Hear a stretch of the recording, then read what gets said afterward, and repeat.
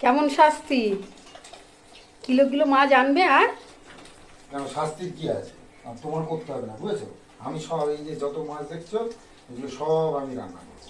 তোমার হ্যাঁ, কিচ্ছু করতে হবে না। তোমাকেই করতে হবে, কারণ আমি পারবো না এত মাছ রান্না ঠিক আছে। করতে। তুমি না করলে বোধহয় খাওয়া হবে না। সব আমি করবো, দেখো না। করবো তো, তার লিমিট ছাড়া আনলিমিটে। তুমি এত মাছ এনেছো, এত মাছ করবো কখন, ভাজবো কখন, রান্না করবো কখন বলো?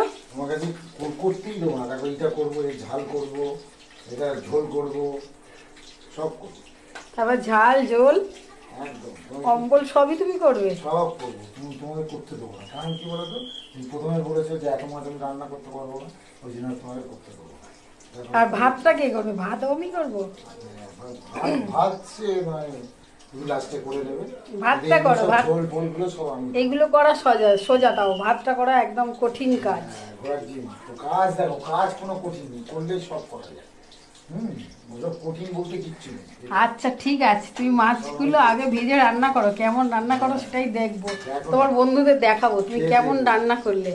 খেয়ে দেখবে, তো বুঝেছো? মাছটা কি দিয়ে করবে খেয়ে বলো? দেখবে, এরকম চাটবে, করে চাটবে, বুঝেছো? মাছটা কি দিয়ে করবে সেটাই বলো আগে। দেখো না, এটা তো ঝোল করবো পটল টটল দিয়ে, এই পোনা মাছের ঝোল করবো, আর এটা বেগুন টেগুন দিয়ে করবো, চচ্চড়ি মতন করবো এই মাছটা।